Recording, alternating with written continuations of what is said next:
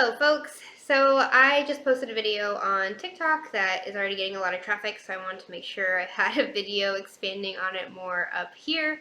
I'm coming to you from my family home where I'm staying for the holidays. You can see over here, you can see my mom's lovely kitchen chicken collection in the distance. So enjoy that in your background. And I wanted to talk about healing symptoms that have to do with a disrupted brain nerve connection or include some amount of damage in the central nervous system. So this would be stuff like multiple sclerosis, ALS, dystonia, myasthenia gravis, some types of paralysis, these kinds of things, right? These kind of spectrum of symptoms. Now, a lot of people get really incredulous when I talk about healing these symptoms because the standard concept in the medical world is that these are incurable, that damage in the central nervous system is irreversible, and that is just about managing symptoms, right? Now, of course, everyone is different, every situation is different. Some of it depends how much the damage has progressed before you start intervening. Not everyone is able to reverse these symptoms or heal from these symptoms because once you start getting damage in the central nervous system, sometimes that is really hard to heal or reverse. However, there are many hundreds and thousands of cases of people who have reversed these symptoms and have recovered from these conditions. So it is absolutely possible. And I think everyone should always have hope and everyone should always do their best. You know, in worst case scenario, you're going to see some improvement in your quality of life or your symptomology, right? Even if you don't make a complete recovery. So my perspective is that it's worth talking about, it's worth sharing this information, it's worth trying. But, obviously it doesn't guarantee anything.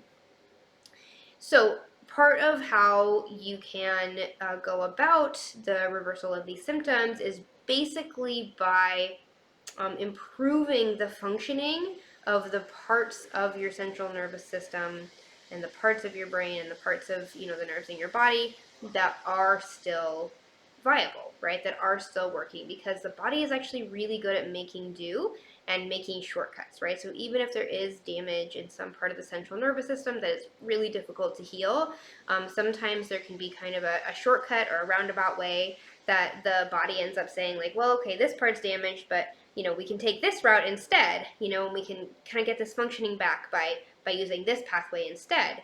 And so we want to make sure that the rest of your brain and nervous system that is still viable is functioning at full capacity.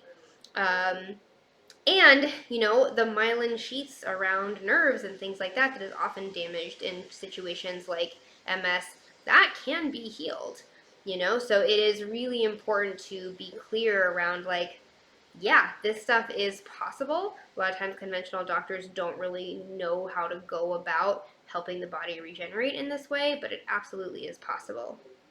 So the first intervention I always talk about is dietary, of course, because it takes a long time to start seeing really big shifts. Usually people aren't really going to see any results for probably 3 to 6 months in. I have seen some people get results earlier than that, but usually that's like the first point that people start seeing results, and then to really see more dramatic reversal of symptoms, it can take 2, 3, 4, 5 years, because this stuff does heal slowly. So it's really important to get that diet really dialed in right away, because it takes a long time. So I use a very therapeutic version, a very medicinal version of a ketogenic diet for this kind of thing. And this is because a ketogenic state really accelerates the rate at which your brain and nerve tissue can heal. It's a very, very therapeutic state. People use it for epilepsy, traumatic brain injury, things like this, and conditions like MS, ALS, things like this are no different. We need a really large amount of saturated fat to help the brain heal, to help those myelin sheaths around the nerves heal. And, ketones are a very clean energy source for the brain. The brain really loves running on ketones, and so it's a really excellent therapeutic state to be in. But this is not just your run-of-the-mill ketogenic diet, right? This is not like I'm Googling keto recipes, or I'm on Pinterest, pinning keto recipes, or I'm in the, snack food aisle at Whole Foods looking for things that say keto. Right? It's not that kind of keto. Now, some people do benefit from that kind of keto, which is a lot more flexible, and often people aren't really in ketosis when they do it that way. But they're generally low carb, and a lot of people do benefit from that. I have a lot of people with different kinds of symptoms that don't require as intensive an intervention, and they can do that kind of, keto diet in quotation marks and still see really impressive benefits often. This you have to really be a bit more diligent about. So you really do want to be only eating the whole foods, no keto ice cream, keto bread, keto crackers, nothing like that, right? It needs to be basically like meat and vegetables and added fats. And really nothing else. Needs to be a very, very simple diet. And you have to be very, very specific with your macros. Most people that I talk to who are trying to implement a keto diet, they really overdo the protein and they really underdo the fat. And again, there's a lot of situations in which I have people eating very high protein, so there's situations where that is absolutely appropriate. In my opinion, not so much for this case. You want to be getting those ketones to a therapeutic state, which is really 2.0 or above. And you really, for most people, they can't do that while eating a lot of protein. So you really want to keep your protein usually between 60 and 70 grams, maybe up to 80, and that's grams of protein, not grams of meat, right?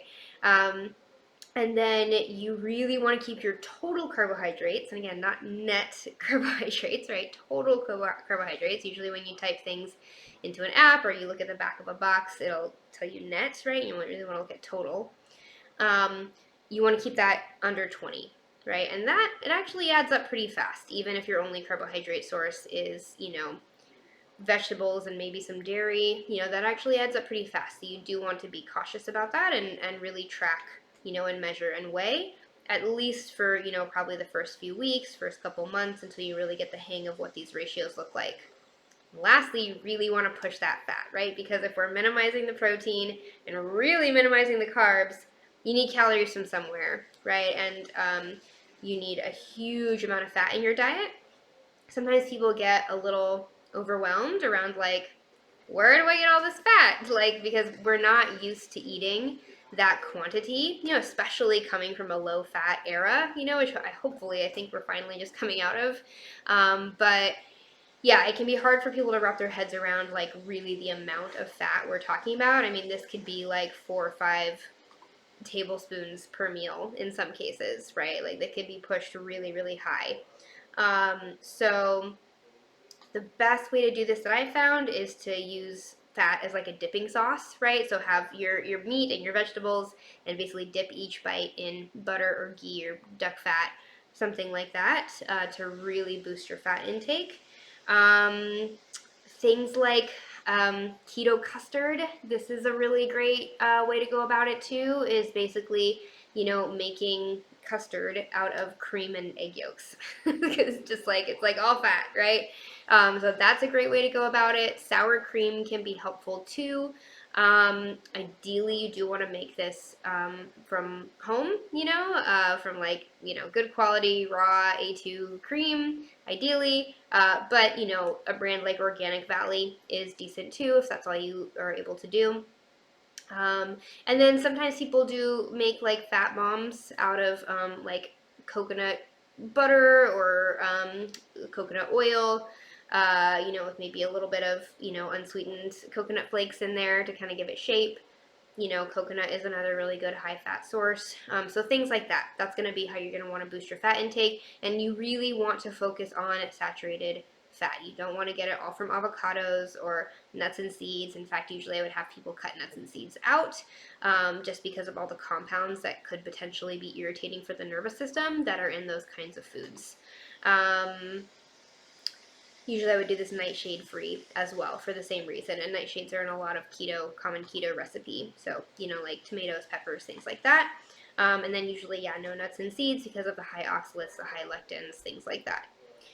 So we really want to focus on saturated fat, and that is because that is what our brain and our nerves are made of, right? So that is really what we want to boost the intake of to make sure our body has all the raw material it needs to work on healing those organs, those parts of our body. There are nutrients that you do want to target when you're trying to reverse these kinds of symptoms. So, for example, magnesium is a big one. And this is kind of outlier cases, but there have been cases where people were diagnosed with MS and started megadosing magnesium and completely reverse their symptoms. So, severe magnesium deficiency can be misdiagnosed as things like MS. So again, those are outlier cases. You know, I don't expect everyone to completely reverse their symptoms just by megadosing magnesium, but it is something that is worth trying, right? Because it's such a simple intervention. Magnesium glycinate is a great form for the nervous system and is particularly relaxing for the nervous system.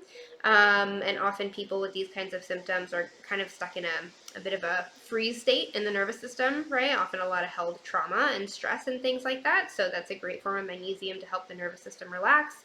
Magnesium threonate is a kind that crosses the blood-brain barrier, so that's great too. Then I've recently become a really big fan of magnesium chloride, which is the kind of magnesium salt we find in the ocean and often in like mineral water, right? Yeah, that's a really great form as well, very well absorbed by the body. And you can do all of those at the same time. Again, we can get the doses pretty high on these generally to really see results. We also really want to target amino acids that help facilitate the communication between the brain and the body. And choline is the main one that does that. Choline is pretty much found in animal foods. So obviously you're going to be getting a lot of that on a therapeutic ketogenic diet anyway.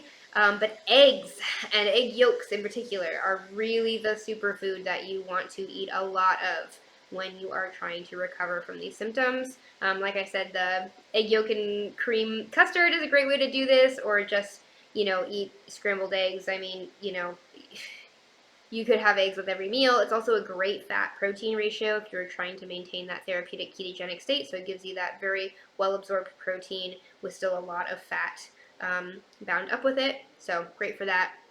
And then you can also supplement alpha GPC, which is the bioavailable form of choline that you would supplement. Then we also want to talk about B1. We can't talk about any kind of neurological situation without talking about B1. Now there's two forms that I tend to use, because this is about the communication between the brain and the body, and so we want to use the kind that targets the brain, and we want to use the kind that targets the body, right? Which is allithiamine, the sulfur form, and benfotiamine, the fat-soluble form. And so often I have people do those together for these kinds of symptoms to really make sure they're targeting every aspect of the body that is being affected here by a possible deficiency. We need B1 for our nervous system and our brain to function properly, to allow that conversion of energy that our nervous system runs on. So really, really important.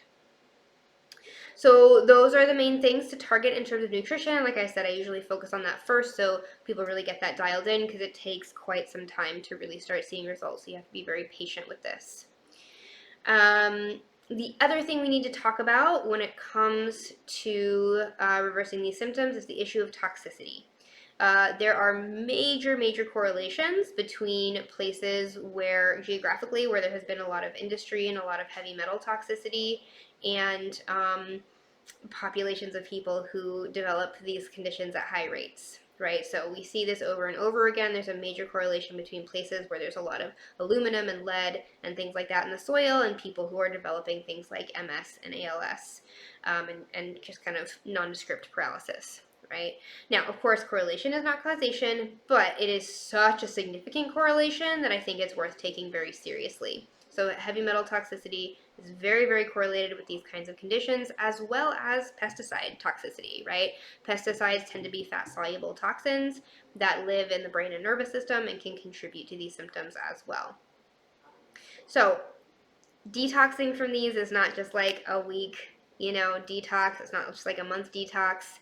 that you just do and you're good and you're done. I think it's framed like that in a lot of ways, like, oh, just do a heavy metal detox, you'll be done in a month and you'll be fine. It is really not how it works. The body has to feel safe enough to release, right? Because those toxins are going to be stored in tissues and the body has to actively release it, right? You can't force it to do that. You just have to support it well enough so that it starts spontaneously letting them go, right? And that can take years. So again, long-term process, so important to get started on this stuff right away. You're going to be detoxing for years when you start this process, right?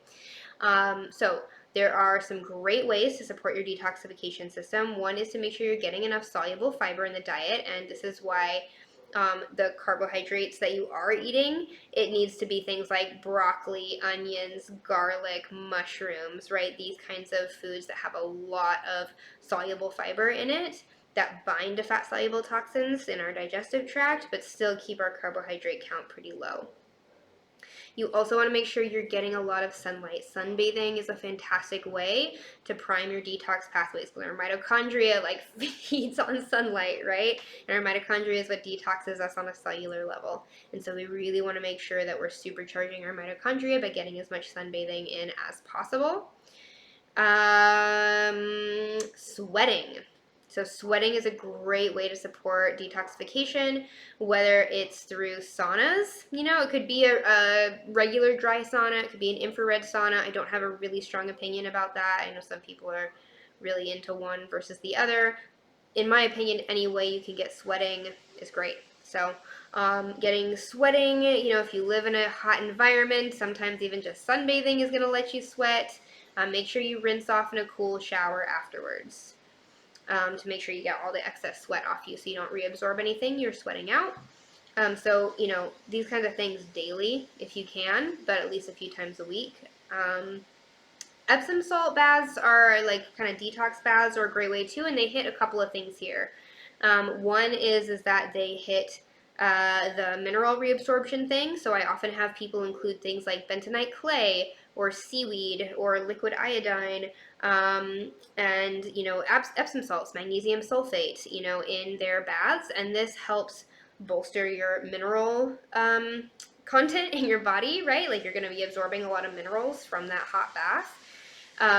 And that is going to help your body feel safer to release heavy metals, right? Because often heavy metals kind of start taking the place of essential minerals in our tissues, and we need a lot of minerals coming in for our body to feel safe enough releasing. So great for that. And then also, if you're in a hot bath, you're sweating, right? So again, that helps with the sweating aspect of it. So detox baths with Epsom salts and other therapeutic things are great. If you can access mineral hot springs, where you can soak regularly, if you can access the ocean and go bathing in the ocean, if you can access drinking raw spring water, that you are sourcing straight from a mountain spring, that kind of stuff is amazing and going to benefit you so much. I know not everyone is going to have access to that stuff, but so incredible if you can.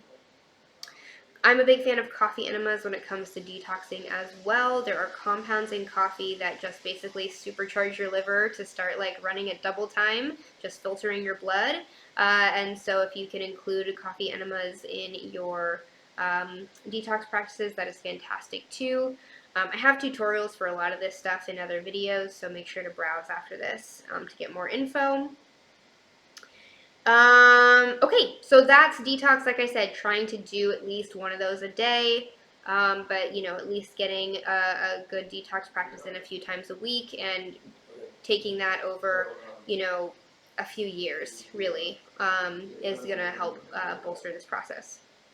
Now, the last thing I want to mention is more of the psychological, emotional aspect of this condition, and I really encourage people who may have these symptoms to read the book When the Body Says No by Gabor Mate. I'm a big fan of his work, and he talks a lot about how there is a personality type that goes along with these symptoms. So this is people who tend to be very passive in relationships, tend to get walked all over, taken advantage of, tend to be people pleasers, not be well boundaried, maybe have kind of a martyr kind of attitude, self-sacrificing attitude in relationships.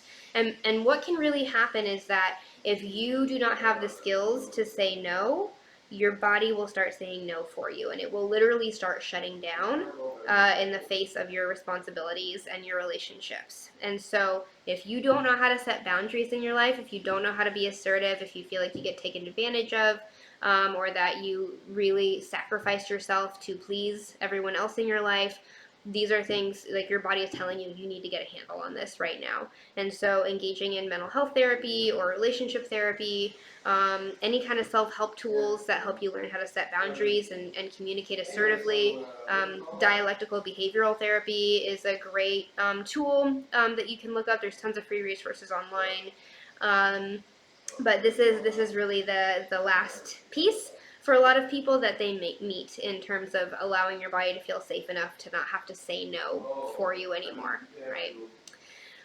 Okay, I hope that this was a helpful video. I have a few more on my list that people have already requested, but if you have requests on more videos and more topics to discuss, please put them in the comments. And thank you so much for watching and subscribing.